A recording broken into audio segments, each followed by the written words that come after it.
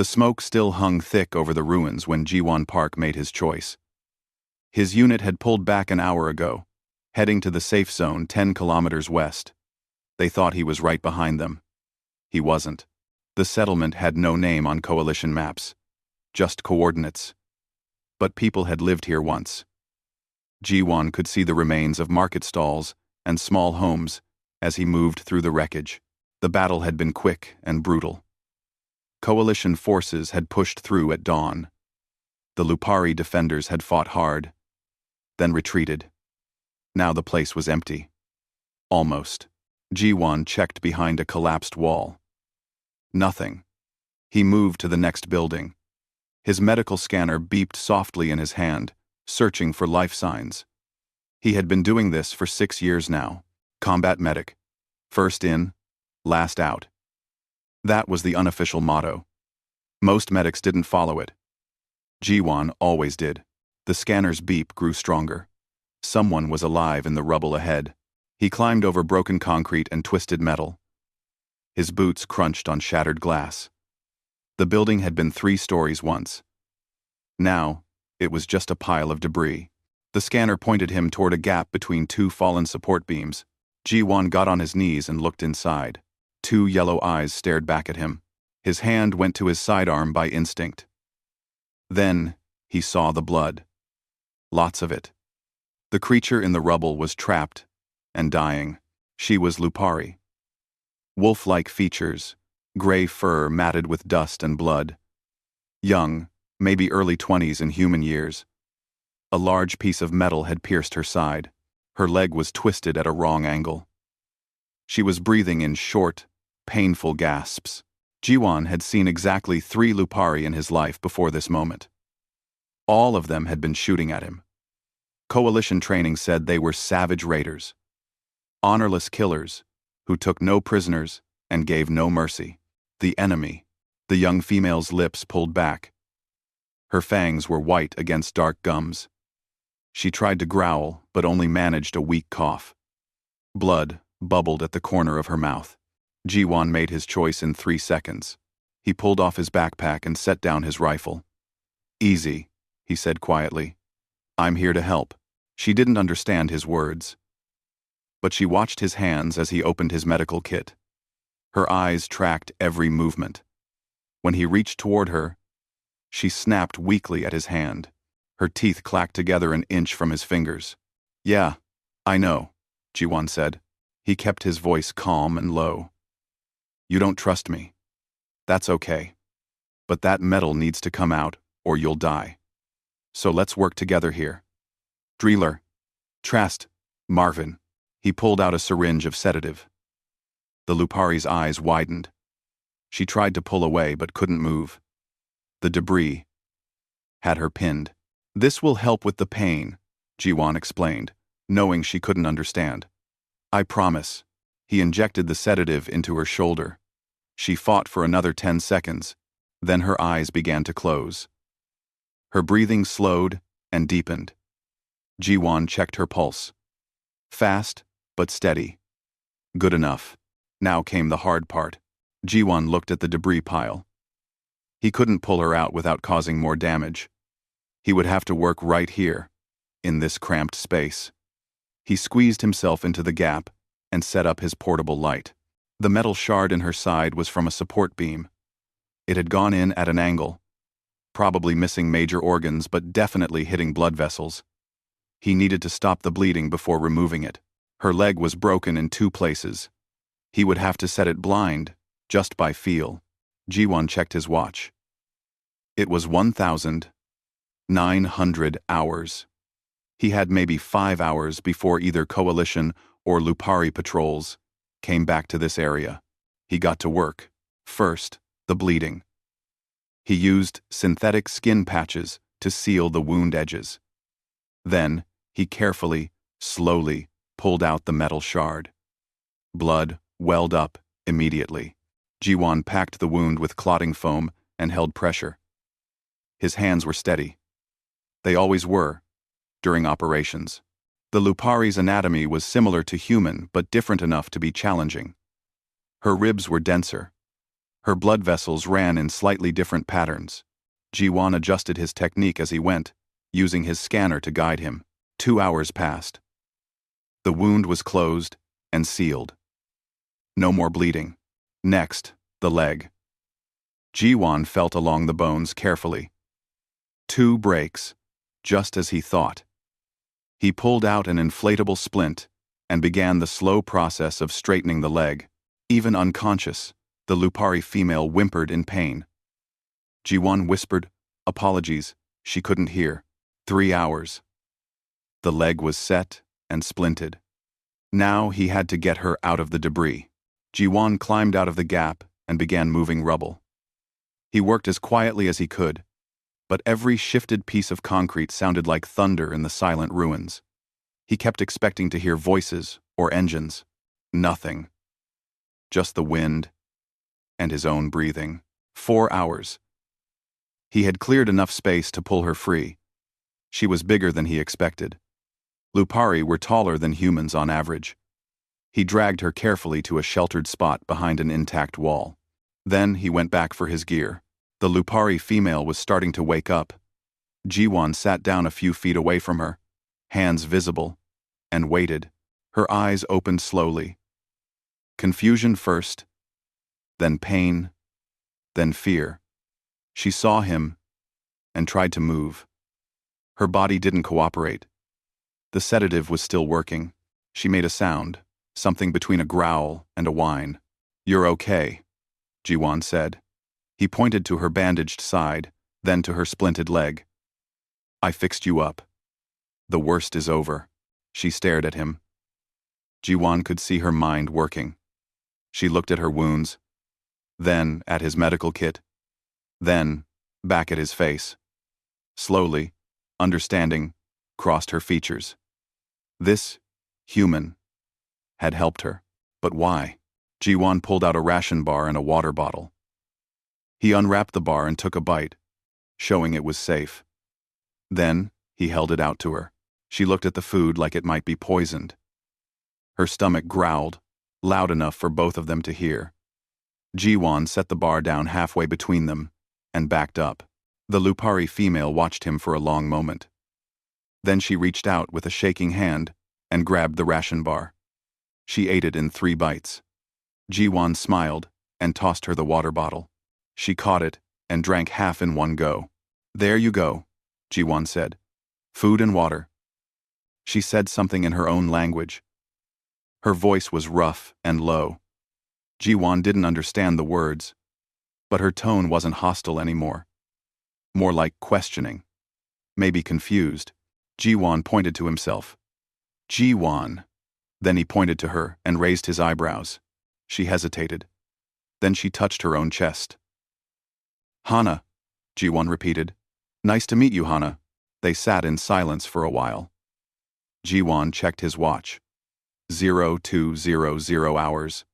Dawn would come in 3 hours. He needed to move, to get back to coalition lines, before someone came looking.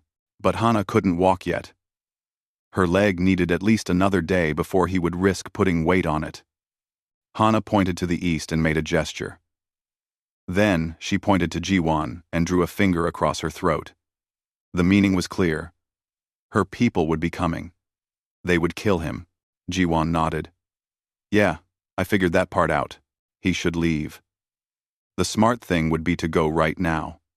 He had done his job. He had saved a life. What happened next wasn't his responsibility." But Ji-won looked at Hana, at her frightened eyes and her bandaged wounds, and he couldn't make himself stand up. "I'm a medic," he said quietly. "That means I don't leave patients alone when they're still in danger, even if staying is stupid." "Oh." Hana tilted her head, not understanding. But when Ji-won settled his back against the wall and closed his eyes for a moment of rest, she relaxed too. Just a little. The night passed slowly. Ji-won dozed but never really slept. Every sound made him alert. Hana watched him for hours, her expression unreadable. Dawn broke cold and gray. With the light came a sound that made Ji-won's blood run cold. Howling. Multiple voices, calling to each other across the ruins. Getting closer, Hana's ears perked up. She tried to howl back but only managed a weak sound. Still, it was enough. The howling changed direction. Heading straight for them now, Jiwan stood up and moved away from his rifle. He sat back down with his hands visible on his knees. Whatever was coming, he would face it without a weapon. He was a medic. That had to count for something. Hana looked at him with wide eyes. She said something urgent in her language. Jiwan didn't need a translation to know she was telling him to run. He shook his head. "I'm staying." The howling grew louder. Shadows moved through the ruins. Big shapes, moving fast. Then they appeared. 8 Lupari warriors, armed and armored. They stopped when they saw the scene. Their leader, a massive male with dark fur and scarred face, stepped forward. His eyes went from Jiwan to Hana and back again. He growled something that definitely sounded like a question. Jiwan stayed very still. His heart hammered in his chest. This was either going to work out or it wasn't. Hana spoke up. Her voice was weak but steady. She pointed to her wounds, then to Jiwan. She kept talking, explaining something. The warriors listened, but their weapons stayed, pointed at the human medic. The leader pulled out a small device and pressed it. A mechanical voice spoke, in accented but clear human language. "Human, you will explain why you are here, and why our packmate lives." Jiwan took a breath. "My name is Corporal Jiwan Park. I'm a medic with the Coalition forces. I found Hana trapped and wounded. I treated her injuries. That's all." "You are enemy," the translator said, echoing the leader's words. "Why help enemy?" Jiwan met the Lupari's eyes steadily. "Because she needed help. That's what I do. I'm a medic. I help people who are hurt. All people. The warriors looked at each other. Clearly, this was not the answer they expected. The large warrior with the translator device stepped closer to Jiwan.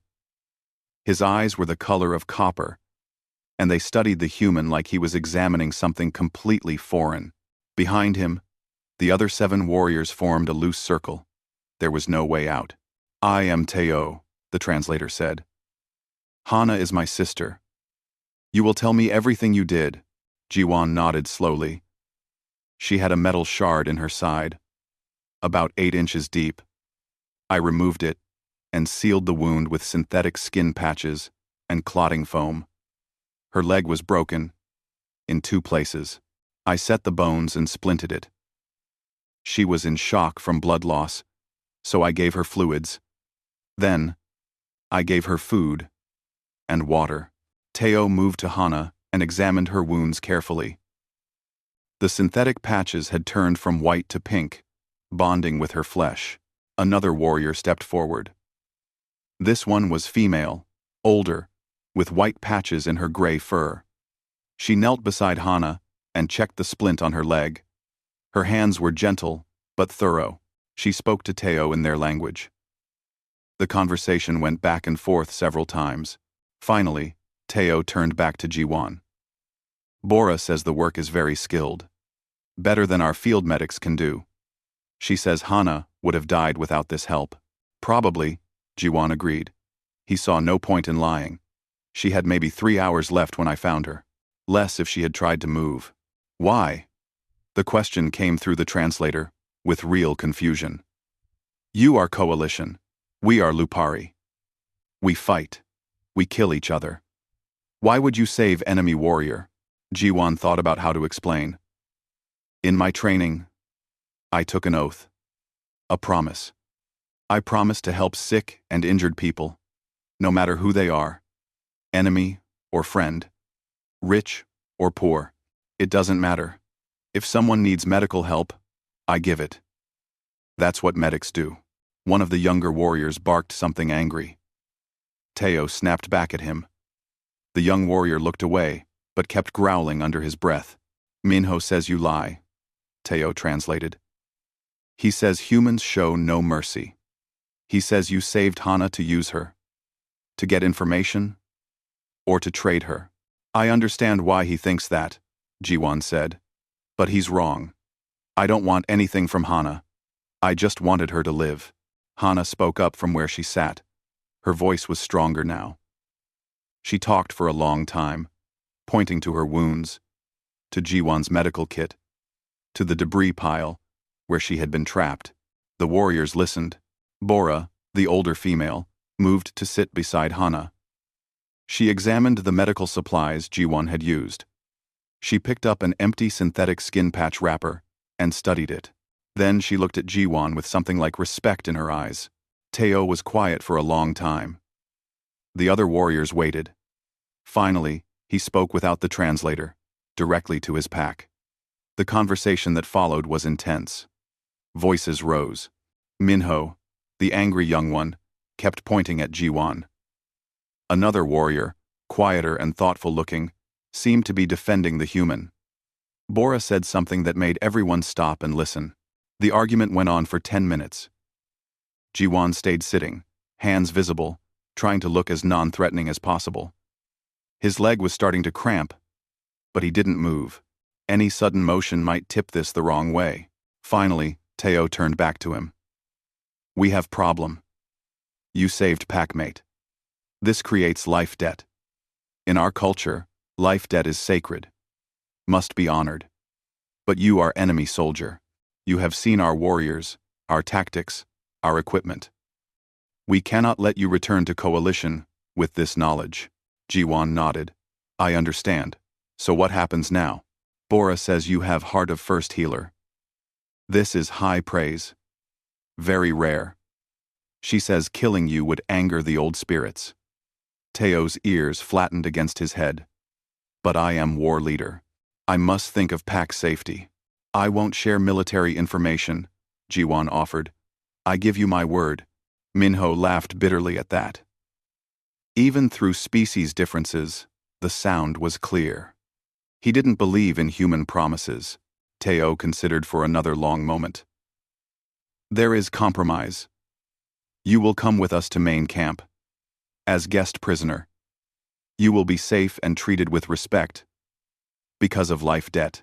But you cannot leave. When war ends, if you still live, then we decide what to do with you. It wasn't a great option, but it was better than being shot. I agree. Good. Teo gestured to one of the warriors, who came forward with rope. You will be bound for travel. This is necessary. Sen. Jiwon held out his hands. The warrior tied his wrists together in front of him. The rope was firm, but not painful. Professional. Hana tried to stand up. No, Jiwon said quickly. Your leg isn't ready. You need to stay off it for at least another day.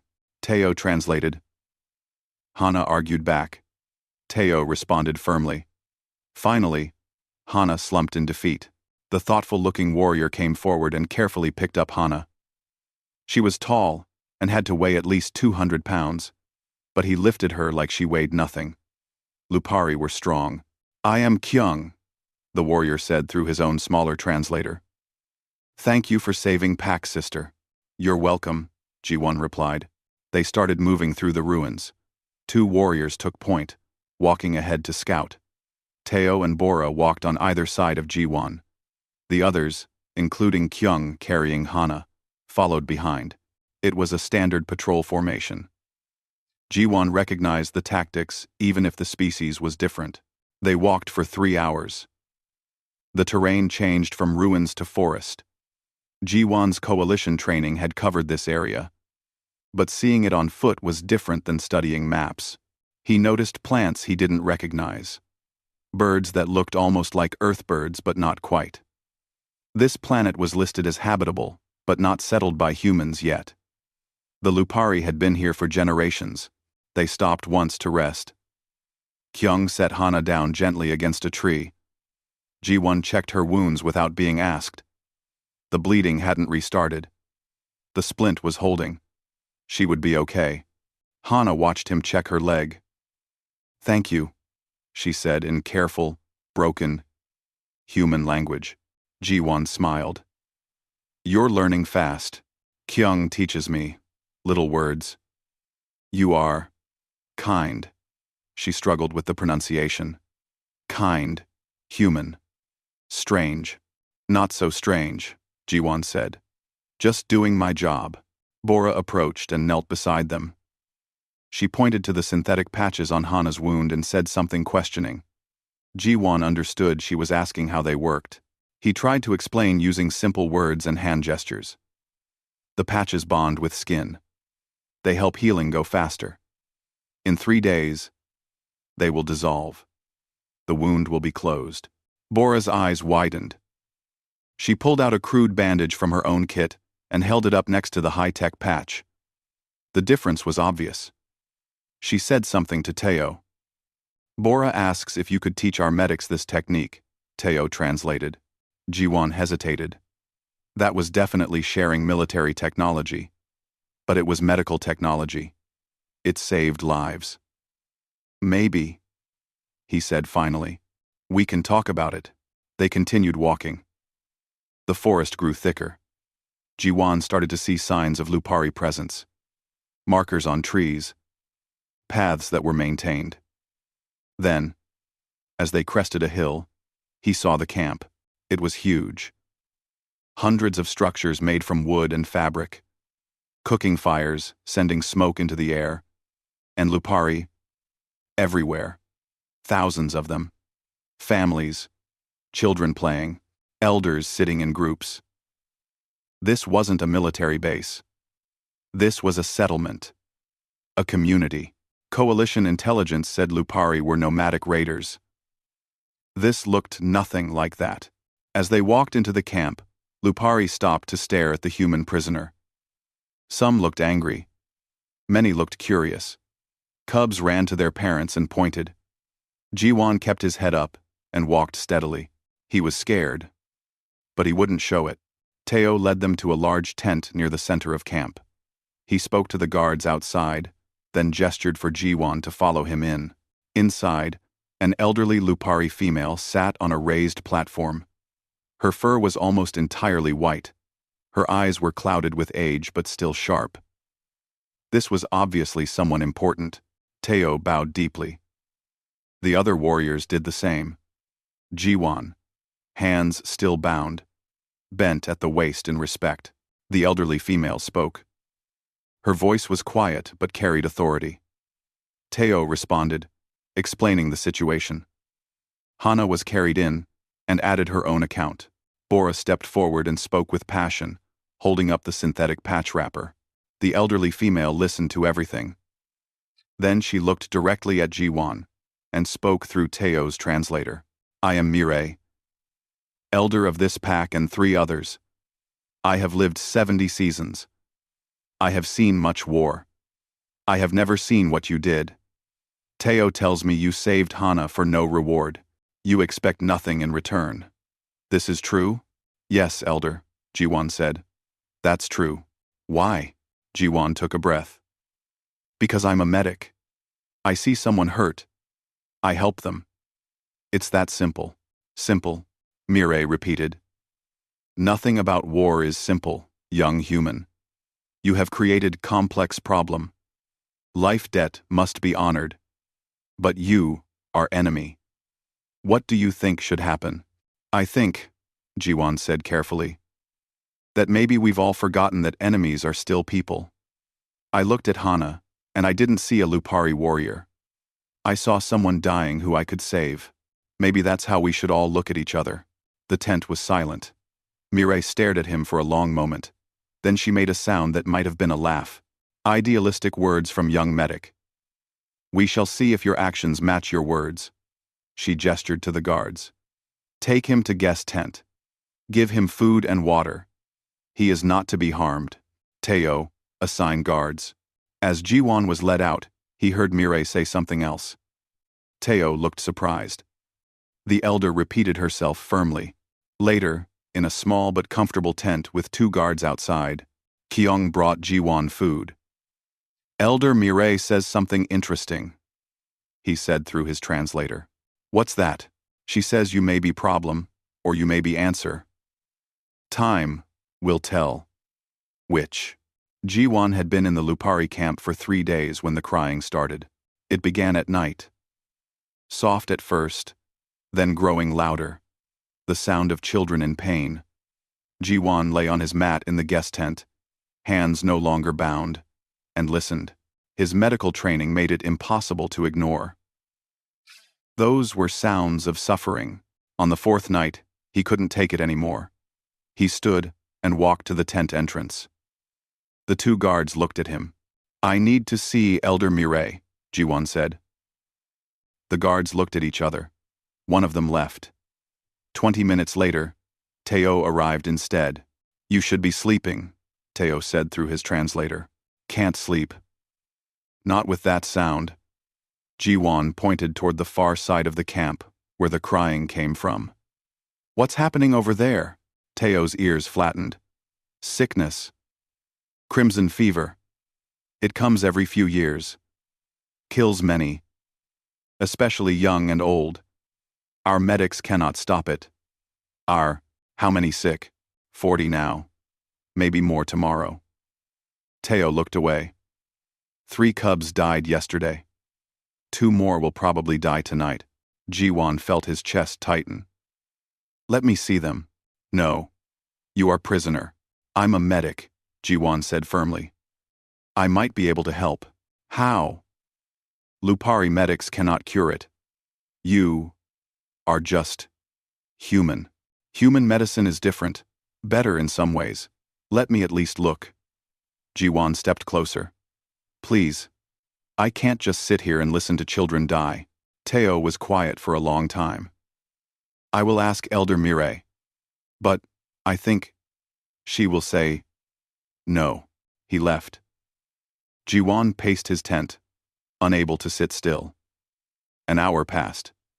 Then Teo returned with Bora.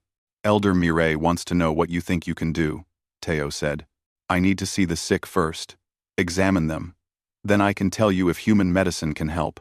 Bora spoke directly to Jiwan in heavily accented human language. "Why help? More Lupari die. Better for coalition. Yes?" It was a fair question. "No," Jiwan said simply. "I don't want anyone to die. Coalition. Lupari. Doesn't matter. I'm a medic. Saving lives is what I do."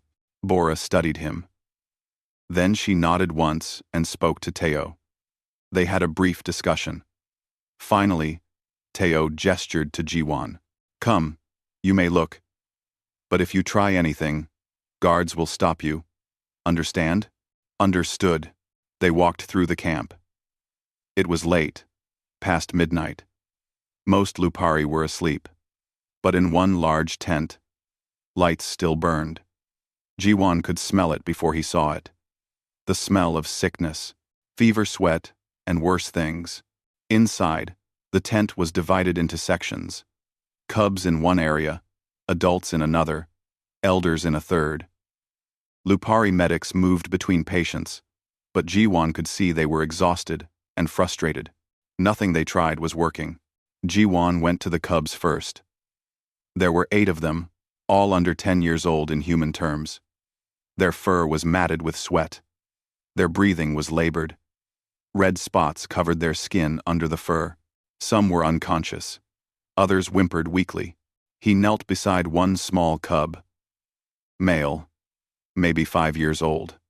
Jiwan pulled out his medical scanner, the one item they had let him keep. The device hummed softly as it analyzed.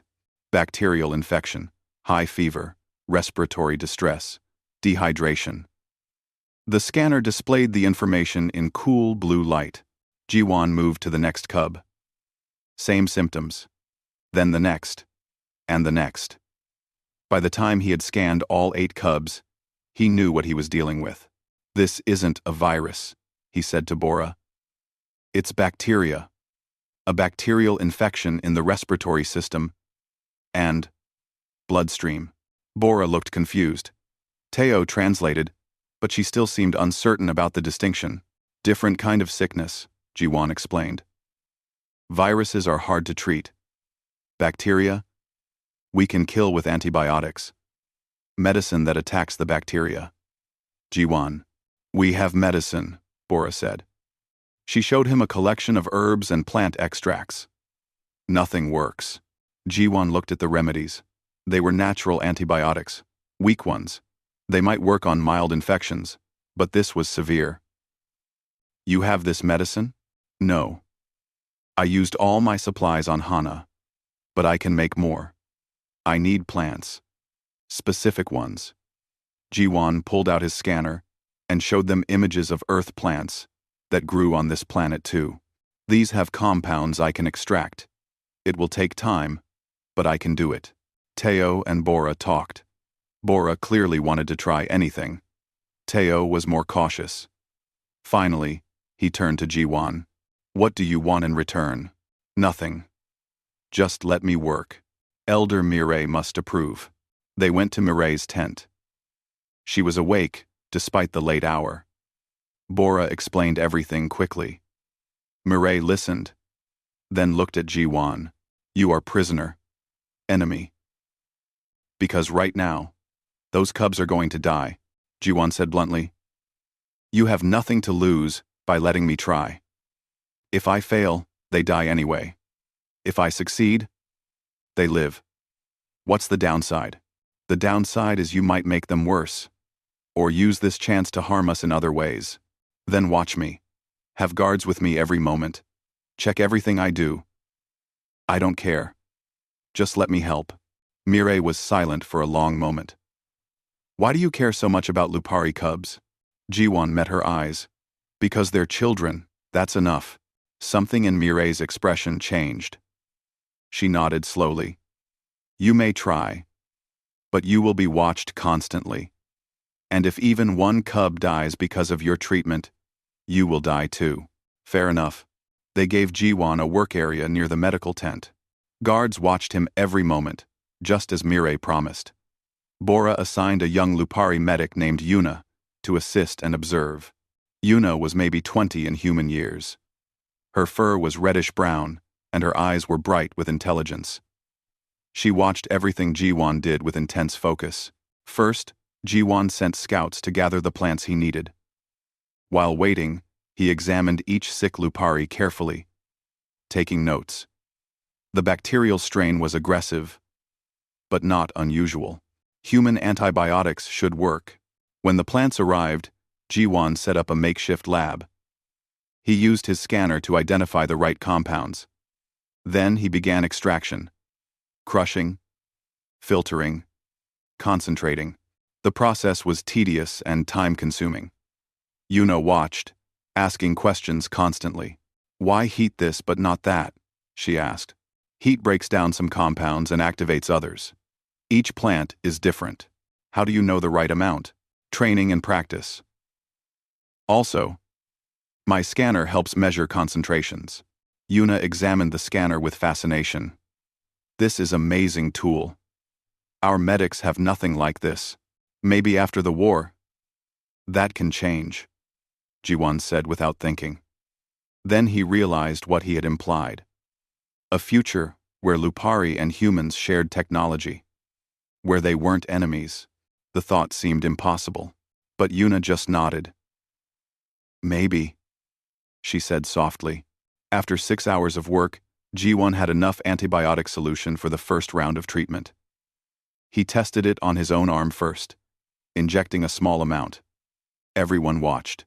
After 30 minutes with no bad reaction, he declared it safe. We start with the sickest cub, Jiwan said. If it works, we treat the others. The sickest was the 5-year-old male. Jiwan had examined first. The cub's name was Dae-hyun. He was barely breathing now. His parents sat beside him, holding his small hands. They looked at Jiwan with desperate hope and deep suspicion. This will help him, Jiwan said through Teo's translation. But he needs 3 doses over 3 days to fully cure the infection. 1 dose isn't enough. The parents looked at each other. The mother spoke. She says do it, Teo translated. They have nothing left to lose. Jiwan prepared the injection carefully. His hands were steady despite not sleeping in over 24 hours. He found a vein in Dae-hyun's small arm, and pushed the plunger slowly. Now came the waiting. An hour passed. Daehyun's fever began to drop. 2 hours. His breathing eased. 3 hours. He opened his eyes for the first time in 2 days. His mother made a sound between a sob and a laugh. She grabbed Jiwon's hand and pressed it to her forehead, saying something over and over. "She is thanking you," Teo said. His voice was thick. "She calls you blessed healer." Jiwon swallowed hard. "Tell her I'm just doing my job. And tell her Daehyun needs 2 more doses. He's not cured yet." But word spread through the camp like wildfire. The human medic was saving the sick cub. By dawn, crowds gathered outside the medical tent. Jiwon treated the other 7 cubs that day. Then, he started on the adults and elders. Yuna helped, learning fast. By the 2nd day, she could prepare the antibiotic solution herself under Jiwon's supervision. On the 3rd day, no new cases appeared. On the 4th day, the first cubs were well enough to leave the medical tent. Daehyun walked out, holding his mother's hand. When he saw Jiwon, he broke free and ran to him. The small cub threw his arms around Jiwon's legs and wouldn't let go. He said something in Lupari that Jiwon didn't understand. Yuna smiled. "He says you are kind, healer man. He says you saved him." Jiwon knelt down and hugged Daehyun back. The cub's fur was soft against his cheek. "You're welcome, little guy." Families whose children Jiwon had saved brought him gifts. Food, handmade crafts, even weapons. Jiwon tried to refuse, but Teo explained it would be insulting. "In our culture, life debt must be honored. You have saved 43 lives. That is 43 debts. These families must show gratitude or lose honor." "I don't want payment," Jiwon insisted. "It is not payment, it is respect." The mood in the camp changed. Warriors who had glared at Jiwon now nodded politely. Cubs waved when they saw him. The guards assigned to watch him became more like escorts than captors. But not everyone was happy. Minho, the young warrior who had wanted Jiwon dead from the start, watched with bitter eyes. On the 6th day, coalition forces launched an attack on a Lupari outpost 30 kilometers away. The sound of explosions echoed across the valley. Wounded warriors began arriving at the camp. Jiwon was helping Yuna organize medical supplies when the first casualties came in. 3 warriors, badly hurt. 1 was missing an arm. Another had severe burns. The 3rd had taken shrapnel to the chest. Bora and the other medics rushed to help. But they were overwhelmed. Too many wounded, not enough hands. Jiwon moved without thinking. He went to the warrior with shrapnel wounds and began assessing the damage. "What are you doing?" Minho appeared, grabbing Jiwon's shoulder. "These are warriors wounded by your people. You will not touch them. After. If I don't, he'll die in 10 minutes, Jiwon said calmly. The shrapnel hit his lung. He's bleeding internally. Let him die with honor rather than be saved by enemy hands. Honor won't restart his heart when it stops. Jiwon pushed Minho's hand away. Now, either help me or get out of the way. They stared at each other. Then Bora barked an order. Minho stepped back, furious but obedient. Jiwon operated on the wounded warrior for 2 hours. The shrapnel had indeed punctured a lung. It was delicate work, made harder by the warrior's thick bone structure, but Jiwon managed to stop the bleeding and seal the wound. When he finished, he moved to the burned warrior, then to the one missing an arm, stabilizing the stump and preventing infection. More wounded arrived. Then, more. Jiwon worked through the day and into the night. Yuna stayed by his side, learning and helping. Other Lupari medics watched and gradually began adopting his techniques. At one point, Teo arrived with a wounded warrior on his back. The warrior's leg was badly mangled. "Can you save it?" Teo asked. Jiwon examined the leg. "Maybe." It'll take hours, and there's no guarantee. Safer to amputate. Most every intentions. Safer to amputate. He is young. First battle. Losing leg will end his warrior path. Then, I'll try to save it. It took 4 hours. In the end, Jiwon managed to reconstruct enough of the leg that it might heal properly. The young warrior would walk with a limp, but he would walk. When the last patient was stable, Jiwon finally stopped. He looked around the medical tent. 30 wounded warriors, all alive because of him, all injured by coalition forces. His people, 45, all the one, winded, all the one. The weight of it hit him suddenly. He stumbled outside and sat down heavily. Hana found him there. She could walk now, only a slight limp remaining. She sat beside him without speaking. I just saved 30 warriors who will go back to fighting my people, Jiwon said quietly. Yes, Hana agreed. That makes me a traitor. Does it? Hana's human language was much better now. Or does it make you honest medic? You said you help all people. You did not lie. Jiwon looked at her. How do you live with it? Knowing the enemy are just people too? I do not know, Hana admitted. Before you, I never thought about it. Now I think about it all the time. They sat in silence as the sun rose on another day of war. The alarm howl cut through the peaceful morning like a blade. Jiwon was teaching Yuna about infection prevention when the sound rang out. Every Lupari in the camp froze. Then, they started moving fast. Warriors grabbed weapons. Families herded cubs toward shelters. It was organized chaos. What's happening? Jiwon asked. Yuna's ears were flat against her head. Teo ran past, shouting orders. He saw Jiwon and stopped. Get to shelter. Now. What kind of attack? Coalition bombers. Long-range sensors detected them. 5 minutes out. Jiwon's blood went cold. Bombers? They're hitting the camp? Not camp. Supply depot 2 kilometers south. But blast radius will reach civilian quarters. Teo was already moving again. Go to shelter. But Jiwon didn't move to shelter. He ran toward the medical tent. If there was going to be a bombing, there would be casualties. Mass casualties. They needed to prepare. Inside the tent, Bora was already organizing. She saw Jiwon and nodded sharply. No words needed. They both knew what was coming. Yuna, get all the bandages and antiseptic ready, Jiwon ordered. Bora, we need open space for triage. Move these supply crates to the sides. They worked fast. Other Lupari medics joined them. In 3 minutes, they had converted the medical tent into an emergency trauma center. Then the world exploded. The sound came first. A roar that shook the ground. Then the shockwave. Then the screaming. Jiwon ran outside.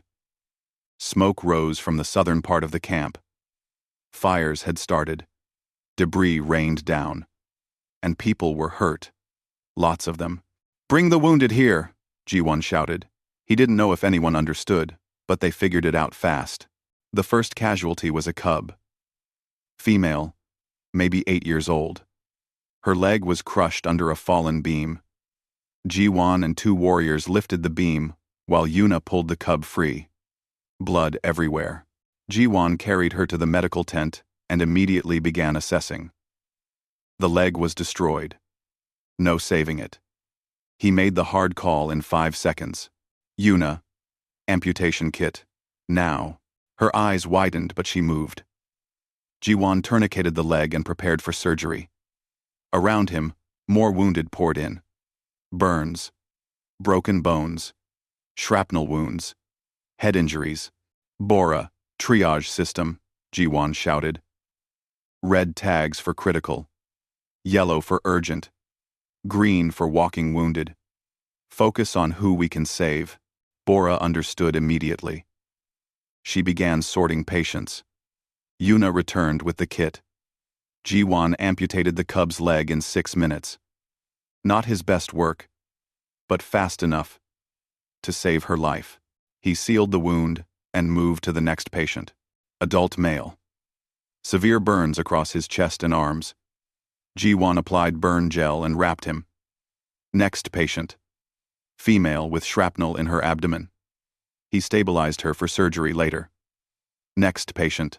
Elder male with a collapsed lung. G1 inserted a chest tube right there. No time for proper procedure. He worked in a blur, hands moving automatically, years of training taking over. Around him, Yuna and the other medics did the same. They followed his lead, adapted his techniques, saved lives. 2 hours passed. 3, 4. More wounded kept coming. G1 operated on a young warrior's crushed chest. He removed shrapnel from a cub's neck. He set bones, stitched cuts, stopped bleeding. His hands were steady, but his arms ached. His back screamed. He ignored it all. At one point, Teo appeared with an injured warrior on his back. Human medic. This one is bad. G1 looked. The warrior's entire side was torn open. He could see ribs, organs. This was critical. Put him here. G1 cleared a space. Yuna. I need clotting foam and surgical field. Bora. Hold this blood vessel. They operated together, Lupari and Human, working as one team. The warrior survived. 6 hours. G1's vision started to blur from exhaustion. He blinked hard and kept going. Next patient. A mother with burns. Then, her cub with a head injury. Then, an elder male who had been crushed. The elder male died despite everything G1 tried. He stood over the body for 5 seconds, feeling the failure. Then moved to the next patient. No time to grieve. More people needed help. 8 hours. G1 had stopped counting patients. His uniform was soaked with blood. Not his own. He couldn't remember the last time he drank water. G1. Hana was there, pressing a water bottle into his hand. Drink.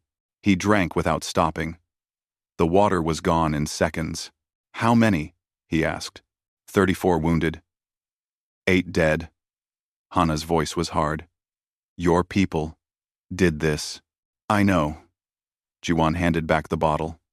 I'm sorry. Don't be sorry. Just keep saving the ones you can. He did. For 6 more hours, he operated, treated, stabilized. The other medics were exhausted too. But they kept going. Following G1's example. Saving lives. Finally, the flow of wounded stopped. The last patient was a young warrior with minor burns. G1 treated him, and then just stood there, swaying slightly. Yuna grabbed his arm. You need rest. I'm okay. You are not. You have worked 14 hours without stopping. You will collapse. She was right. G1's legs felt like water. But he looked around the medical tent. So many wounded. They might need him. I'll rest when everyone is stable. They are stable. Because of you. Yuna gently pushed him toward a cot. Now rest. That is order. G1 sat down. Then he lay down. Then, he was unconscious. He woke to voices. How long had he slept? He checked his watch. 4 hours. Not enough. But better than nothing. The voices were coming from outside. G1 stood, his body protesting every movement, and walked to the tent entrance. A crowd had gathered. Lupari of all ages. Warriors. Families. Elders. They were all looking at something. G1 pushed through gently. In the center, Teo stood with Elder Mirai. Between them was little Dae-hyun, the first cub G1 had saved from crimson fever. His mother stood behind him. Teo saw G1 and gestured him forward. Corporal G1 Park, Mirai said formally. Come here. G1 walked forward, confused. What was this about? Mirai began speaking in Lupari. Her voice carried across the silent crowd. She spoke for a long time. Teo, translated, in a low voice for Jiwan. Elder Mireille says you have done something unprecedented. You saved Hana, our packmate, when you could have left her to die. You cured Crimson Fever when our medics could not. You saved 43 lives. Then yesterday, during the attack by your own people, you worked for 14 hours and saved 34 more. You have saved 77 Lupari lives. 77 life depths, the crowd murmured. That was a huge number, Mireille continued. Teo translated. She says you have done all this asking nothing in return. You are enemy soldier, but you have shown the heart of a packmate. You weep for our dead. You celebrate our living. You teach our medics your knowledge freely. Bora stepped forward. She held something in her hands. A small carved stone on a leather cord. Mireille spoke again. Bora, our eldest healer, says you possess the heart of the first healer. This is the highest praise a medic can receive. The first healer, in our oldest legends, was one who helped all beings regardless of pack or species. Bora says she has never seen a truer example of this spirit. Bora placed the carved stone around Jiwan's neck. He looked down at it. The stone was warm, worn smooth by many hands. Ancient. You are no longer prisoner, Mireille declared. You are pack-bound healer. You belong to this pack now, if you choose to accept. Jiwan didn't know what to say. Around him, the crowd waited. Then Teo did something that shocked everyone. He knelt. The big warrior, who had wanted to kill Jiwan just 2 weeks ago, pressed his forehead to the ground in front of the human medic. You saved my sister, Teo said. You saved my packmates. You have my honor and my life debt. One by one, other warriors knelt. Kyung. Minho. Looking conflicted but sincere. Others Jiwan didn't know by name. They all knelt. Then Bora knelt. Then Yuna. Then the families of the cubs Jiwan had saved from fever. Parents knelt with their children. Elders lowered themselves carefully to the ground. More and more. Within 2 minutes, hundreds of Lupari were kneeling before Jiwan. An entire camp, showing the highest form of respect their culture had. Jiwan stood in the center, overwhelmed. These were supposed to be his enemies. He was supposed to be their prisoner. But somewhere along the way, something had changed. He looked at Mireille, who remained standing. I don't deserve this. You do, Mireille said simply. You have proven it with your hands and your heart. Now, do you accept? Will you be pack-bound healer? Jiwan thought about his coalition unit. They thought he was dead. He was listed as MIA or Kia by now. If he went back, he would face court-martial for helping the enemy. His military career was over either way. But here, he could keep doing what he did best. Saving lives. Teaching others to save lives. Making a real difference. He looked at Daehyun, who smiled at him with complete trust. At Hana, who owed him her life. At Yuna, who had learned so much and wanted to learn more. At Teo, still kneeling, offering his honor. I accept, Jiwan said. The crowd erupted in howls. Not aggressive howls. Celebrating howls. They rose to their feet, and suddenly Jiwan was surrounded. People touching his shoulders, his hands, thanking him in Lupari. Cubs hugged his legs. Warriors clasped his arms. Daehyun pushed through the crowd and crashed into Jiwan, wrapping small arms around his waist. You are pack now, the cub said in careful human language. My pack. Jiwan hugged him back. Yeah, he said, voice thick. I guess I am. That night, there was a ceremony.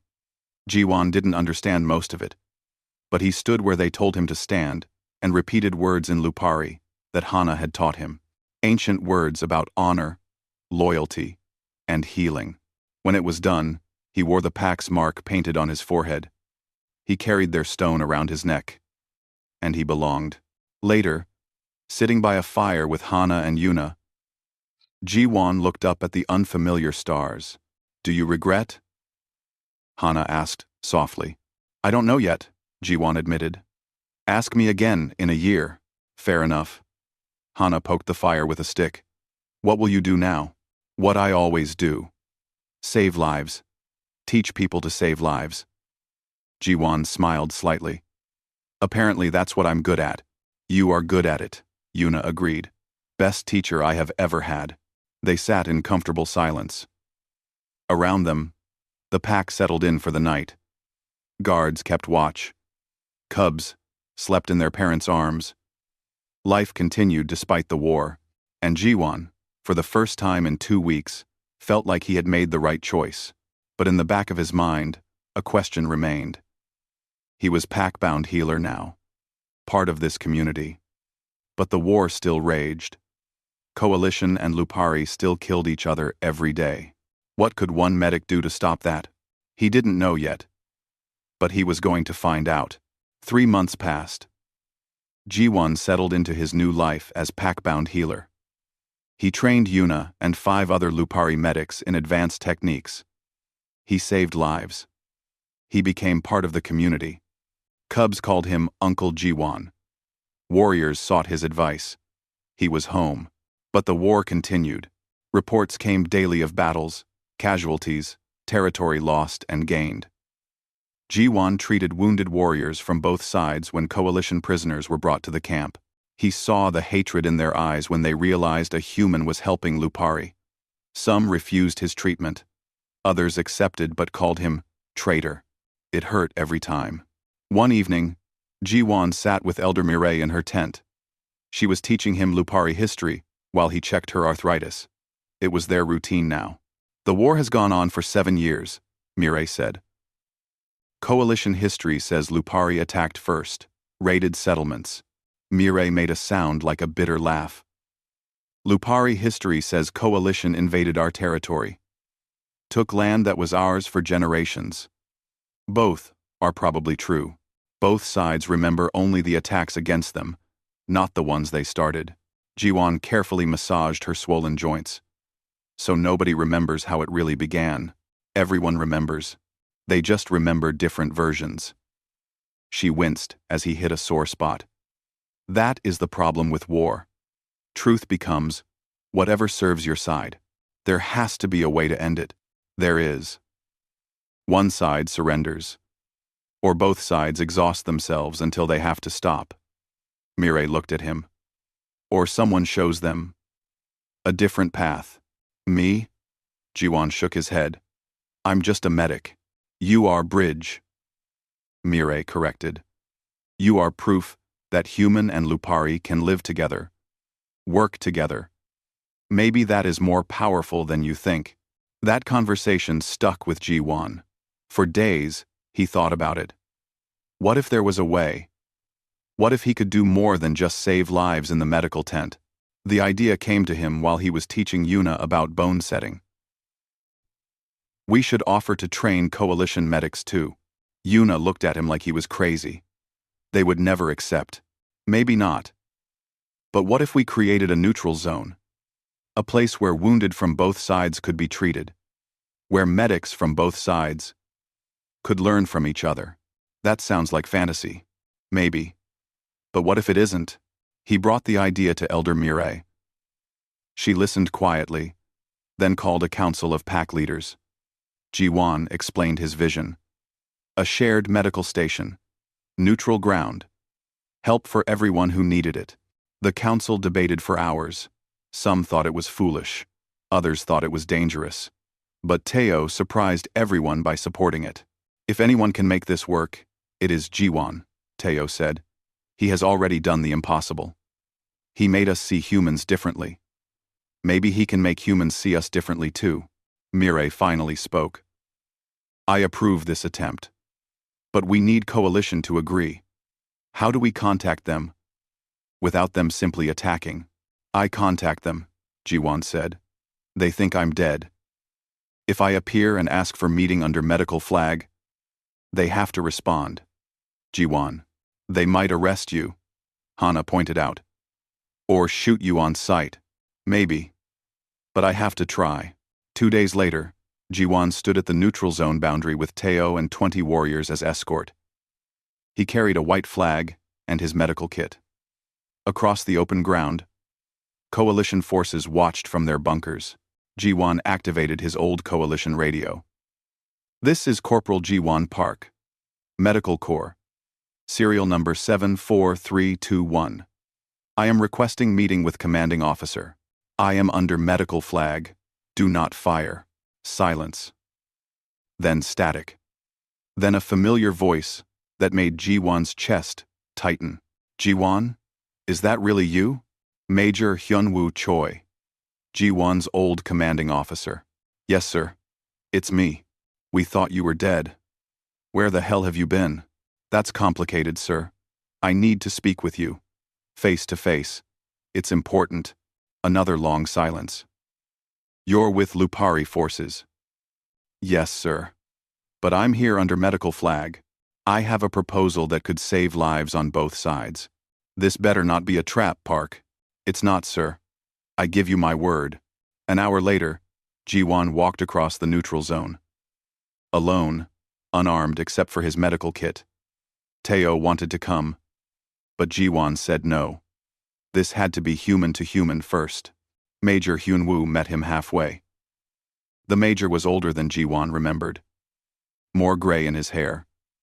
More lines on his face. War aged everyone. They stood facing each other. Hyunwoo's hand was on his sidearm. You're alive, Hyunwoo said. Yes, sir. You've been with the enemy for 3 months. Yes, sir. Explain. Jiwan told the story. Finding Hana. Saving her. Being taken to the Lupari camp. The fever. The bombing. Everything. Hyunwoo listened, without interrupting. When Jiwan finished, Hyunwoo was quiet for a long moment. You chose them over us. I chose to save lives, sir. That's all I've ever done. You trained enemy medics. You helped enemy warriors. I helped people who needed medical care.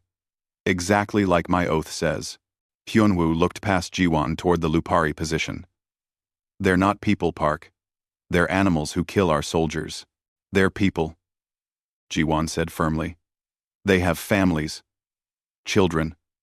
They laugh and cry and love and fear, just like us. I've lived with them. I know. That's propaganda. Brainwashing. No, sir. It's truth. Jiwan pulled out a small device. I have recordings. Images. Proof. Let me show you. Hyunwoo didn't want to look. Jiwan could see it in his face.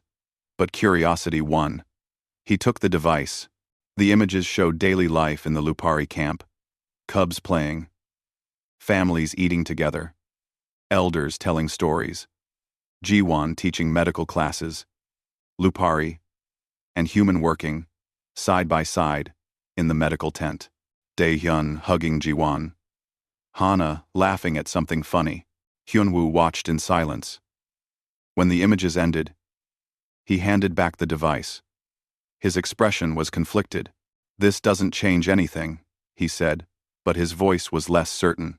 Sir, I'm proposing a neutral medical station. A place where wounded from both sides can receive treatment. Where medics from both sides can work together.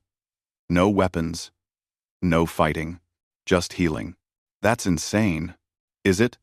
Sir, how many of our soldiers have died because they couldn't get medical treatment fast enough? How many Lupari?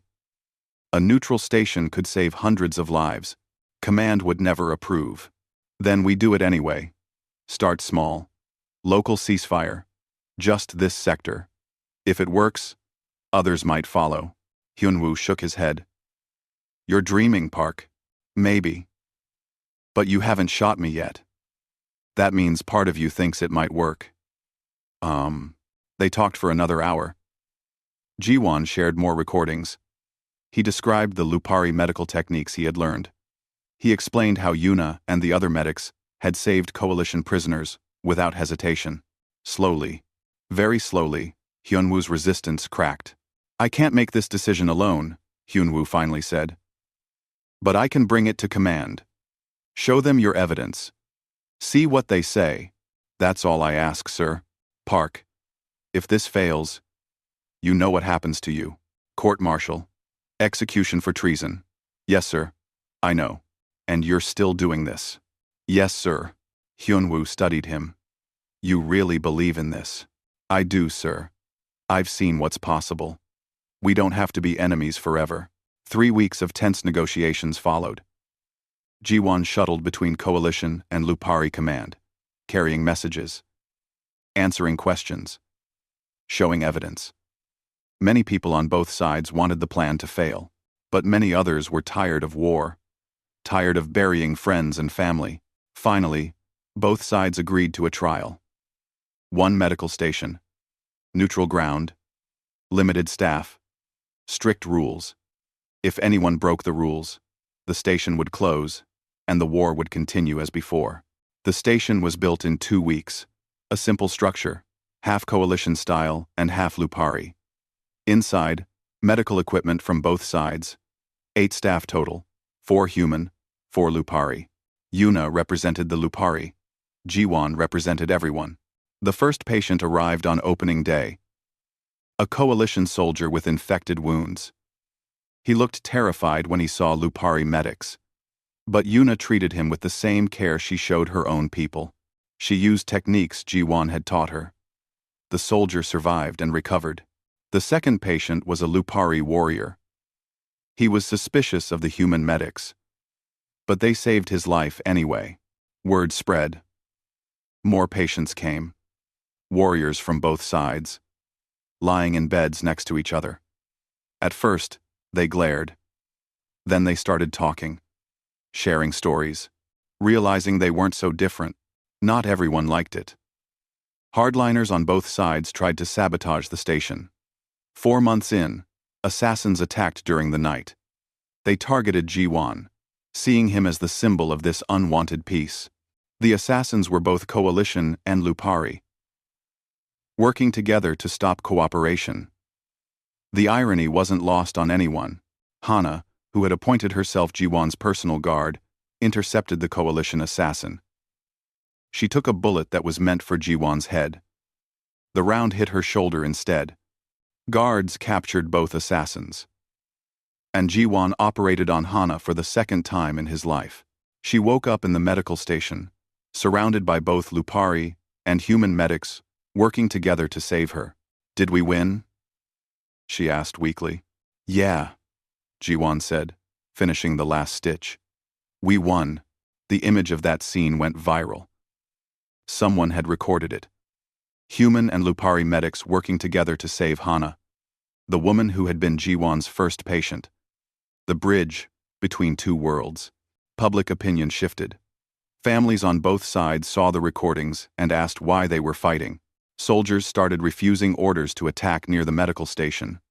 Local ceasefires spread to other sectors. It wasn't peace. Not yet. The war continued in many places. But here, in this sector, something different was growing. The medical station expanded. More staff. More patients. Then, a second building for teaching. Then, housing for staff, who wanted to live there permanently. Then, a market where humans and Lupari traded goods.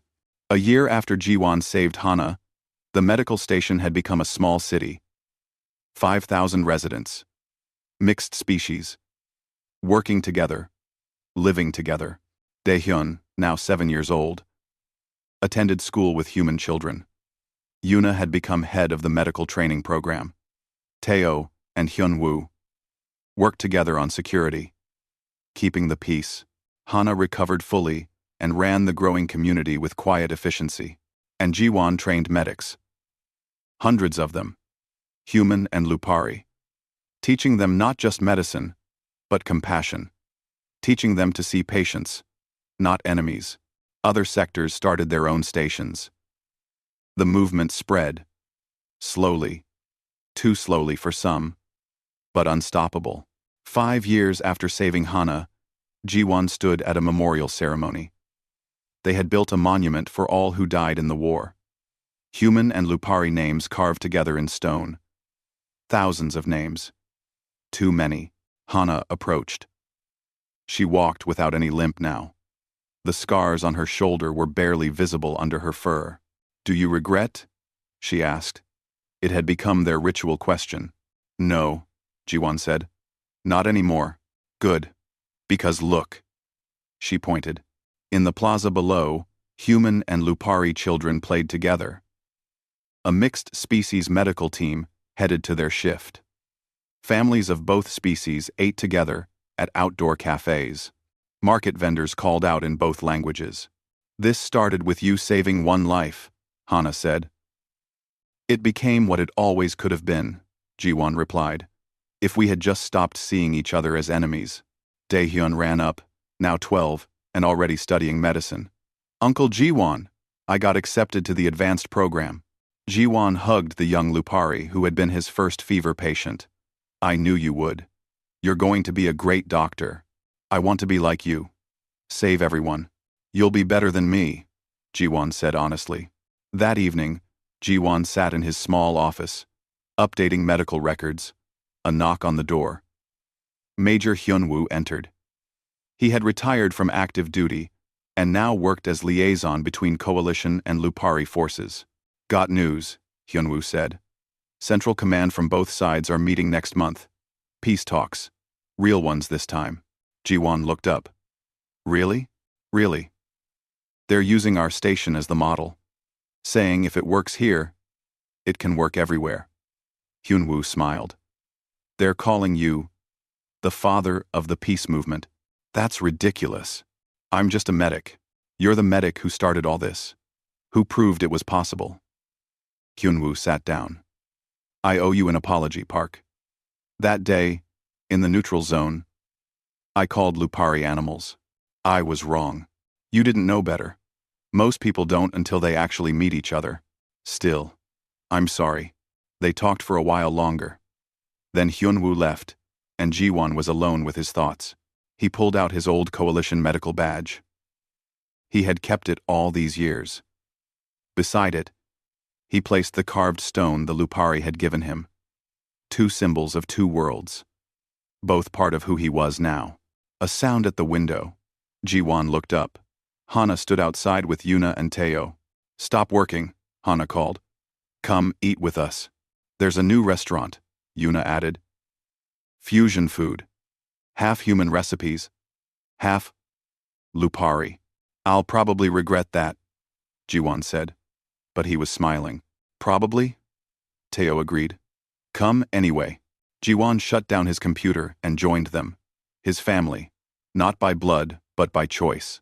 Lupari and human, together. As they walked through the city streets, past mixed-species families and integrated businesses, past the medical school, where the next generation learned to heal without prejudice, Jiwon felt something he hadn't felt in years. Hope. The war wasn't over. It might take decades to fully end. But it would end. Because people on both sides had seen another way. They had seen enemies become friends. Strangers become family. It started with one medic who couldn't walk away from a dying wolf girl, who chose compassion over prejudice, who showed that healing was stronger than hate, and from that one choice, a new world had begun to grow. Daehyun caught up to them, bringing friends. 3 human kids and 2 Lupari. All of them laughing, speaking a mix of both languages, completely comfortable with each other. This was the future. Not perfect, but possible. And it was worth every risk Jiwon had taken. That night, lying in bed, Jiwon thought about the question Hana always asked. "Do you regret?" He thought about all he had given up. His military career, his human identity in some ways, his safety, his old life. Then he thought about all he had gained.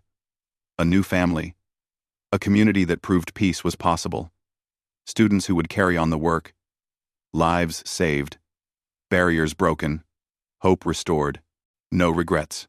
He had been a soldier once. Now he was a bridge. And that, he thought as sleep took him, was the better choice.